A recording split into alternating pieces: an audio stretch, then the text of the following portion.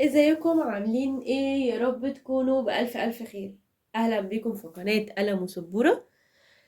أنا النهاردة المفروض كنت أشرح الميزانية، بس أنا قررت في القناة عندي إن شاء الله أحسن إن أنا أشرح الحاجات الصعبة اللي هي حاجات محتاجة في تفكير أو فكرة.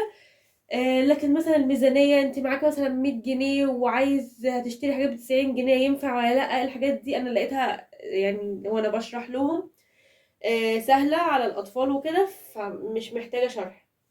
طيب، أمال هنعمل ايه؟ أنا هعمل عشان المنهج طبعا مش عايزة أجري فيه، أنا عايزة أوضح لكم ازاي تشرحوا الحاجات اللي هي الصعبة. تمام، اللي هو الأفكار اللي فيها أفكار هشرحها لكم. طيب تمام. ما تنسوش تعملوا لايك وسبسكرايب للقناة. طيب، هناخد النهاردة حاجة اسمها القيمة المكانية. أنا هقول لكم بس إيه هي القيمة المكانية، وبعد كده هدخل في جمع النقود بإعادة التجميع. موجود برضو قبل الدرس ده اللي هو بدون إعادة تجميع سهل، اللي هو الآحاد مع الآحاد والعشرات مع العشرات. احنا خدناه الترم الأولاني اللي هي المسائل الكلامية ومفيهاش أي حاجة خالص، والكلمات اللي بتدل على الجمع والكلمات اللي بتدل على الطرح سهل. هناخد النهارده حاجة اسمها القيمة المكانية. طيب، القيمة المكانية طبعا خدناها كذا مرة. القيمة المكانية اللي هو مكانها فين، اللي هي آحاد ولا عشرات ولا مئات. طيب، هيبقى في عندنا جدول. الجدول ده ايه يا مس؟ الجدول ده بتاع الآحاد اسمه جدول القيمة المجانية للنقود. جدول القيمة المجانية للنقود. الآحاد هيكون فيه جنيهات، احنا برضو خدناه الترم الأولاني أرقام عادية، لكن الترم ده هناخده كنقود فلوس. يعني في الآحاد هيكون فيها الجنيهات لحد 9 جنيه قدامنا. طيب، وفي العشرات هتكون ايه؟ العشرات اللي هي فيها 10 أو 20 أو 30 أو 40 أو 50 اللي هي فيها صفر واحد بس. طب والمئات اللي هي فيها صفرين.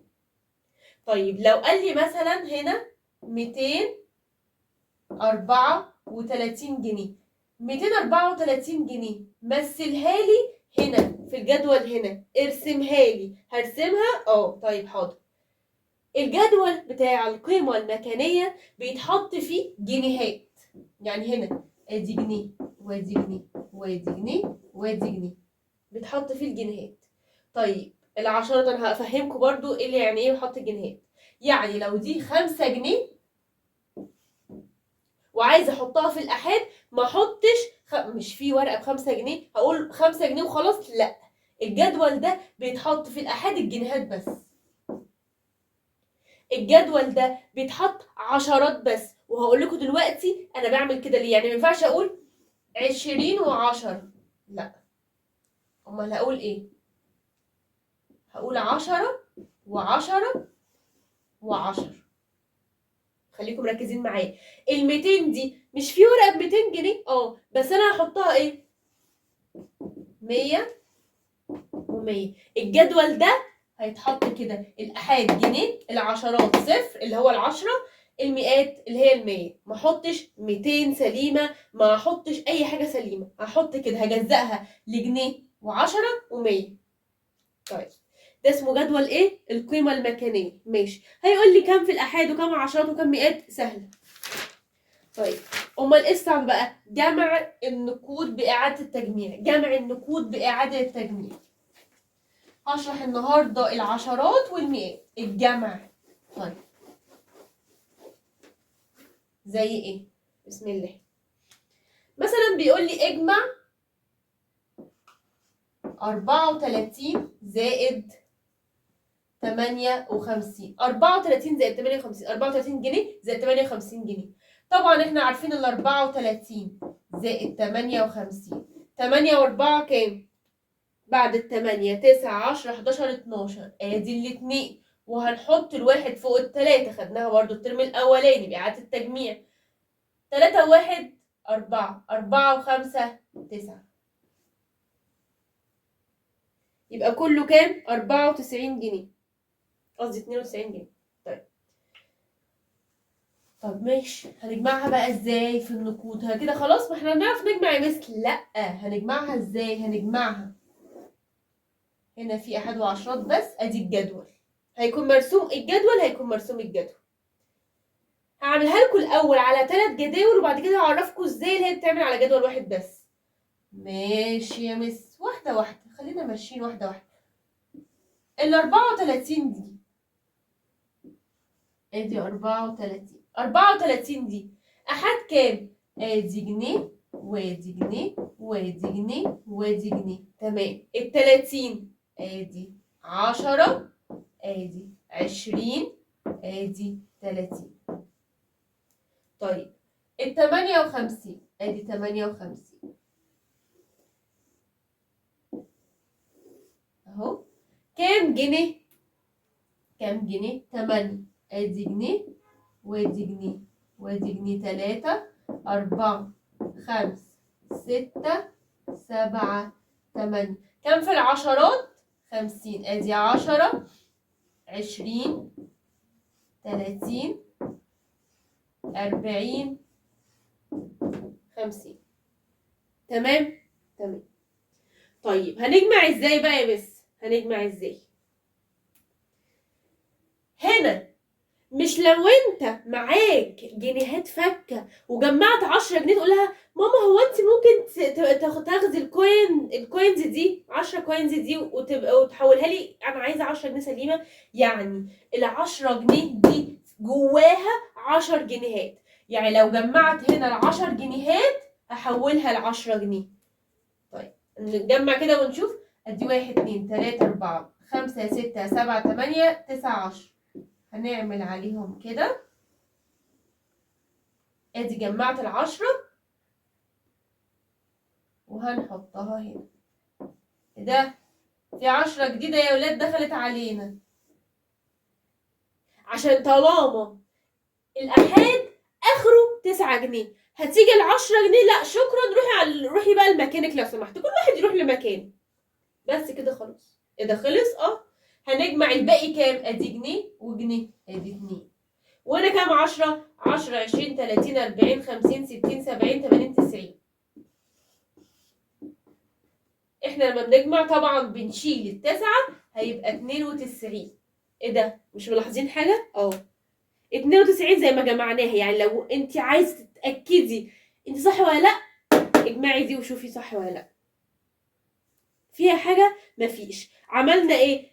الاولاني حطينا الاربعة 4 جنيه، وال30 حطينا 30 جنيه، و58 حطينا 8 جنيه، وال50 حطينا 50 جنيه. جمعنا هنا 10 جنيه رحلناها الناحية التانية. لا معلش، هنجمع 10 جنيه هتروحي للعشرات، معلش.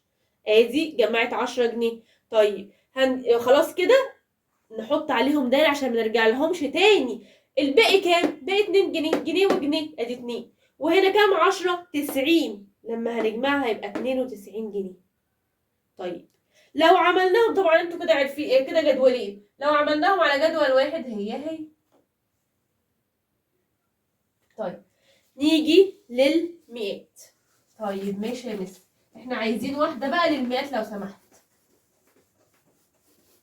ال100 فيها كام 10؟ وانا قلت لكم عشان كده الجدول ده بيتعمل بالعشرات والمئات بس. ادي اللي هي الجنيه في الآحاد، و10 في العشرات، و100 في المئات. عشان كده يا مس انا فهمت. بسم الله. 371 زائد 371 زائد 162. ده هنا بقى نعمل الجدول حضرتك، وهنعمل احاد وعشر. ادي احاد عشرات ومئات. كم احاد؟ هنعملهم في جدول واحد. المس اعملي في جدول واحد، هي اصلا. كم احاد؟ جنيه. هنمسك واحد واحد الاول، نخلص واحد واحد. كم عشرات؟ عشرات 7. 7؟ لا 70. انا سمعت 7. ادي 10 عشان دي في العشرات. 20 30 40 50 60 70. ماشي. وكم في المئات؟ 300. ادي 100. شوف انا بقولك 100 و100 و100. جماعة 300 زي الفل. هنا الرقم التاني 162، ادي كام في العشرات، في كام في الآحاد 2، ادي جنيه وادي جنيه زي الفل. وفي العشرات كام؟ 60 جنيه. حاضر، اوعي تتلخبطي. ادي 1 2 3 4 5 كام؟ 60 جنيه. جمعنا الأول 70 جنيه وهنا 60 جنيه. ماشي. وهنا كام في المئات؟ هي 101. طيب هنا الآحاد، والنبي سيبوني بقى، ده أنا 3 جنيه أصلا، يعني ما تاخدوش مني حاجة، سيبوني بقى. أيوه خلاص، أنا هناخد منك إيه؟ يعني دي هتنزل بكام؟ ب3. طيب العشرات، 100 جواها كام 10 عشرات، يعني زي ما قلنا ال10 جنيه جواها 10 جنيهات، 100 جواها 10 عشرات، يعني لو جمعنا 10 عشرات هنا هتتحول ل100. طب نجمع كده، ادي 10 20 30 40 50 60 70 80 90 100. جمعنا 10 عشرات. في ساعتها اول لما تجمعي تعملي سهم كده وتعملي 100 عشان ما ننساش. اوعي واوعى تعملهم تاني، تجمعهم تاني. لا خلاص احنا جمعناهم، خلاص يبقى احنا جمعناهم، خلاص مش هينفع نجمعهم تاني. طيب الباقي كده كام؟ ادي 10 20 30، ادي 30. كل واحد اتحط بقيمته بقى. الميات كام؟ 100 200 300 400 500، يعني 533. لما هنيجي نعملهم هنا هيساوي 533.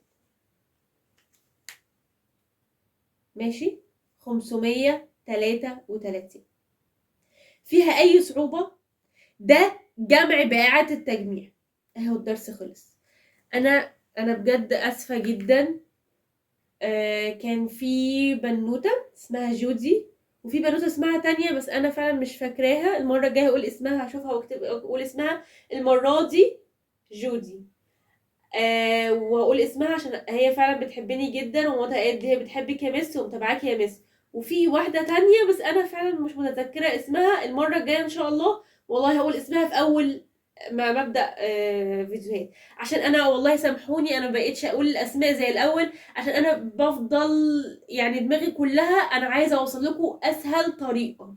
انتوا تعرفوش اللي انا والله العظيم بفضل افكر طب الطريقه دي، لا انا عايزه ابسط طريقه، اسهل طريقه. يا رب الطريقه دي تعجبكم.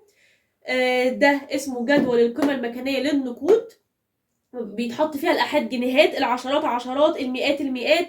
ما بنجمعش نقول مثلا هنا 10 10 هيبقى 200، لا عشان تبقى سهله على الطالب. فاهمين؟ انا ما عملتش كده ليه، ما جمعتش ليه؟ عشان تبقى سهله على الطالب. ادي 10 20 ما يفضلش يجمع 20 و10 و20 تاني. فاهمين؟ بس كده الدرس خلص. باي يا جودي، وشكرا جدا ليكي لمتابعتك، وشكرا لاي حد بيتابعني وبيستفاد مني. واي حد عايز استفسار لاي حاجه انا تحت امركم. المره الجايه هناخد الطرح ان شاء الله، طرح النقود باعاده التجميع. ويلا باي.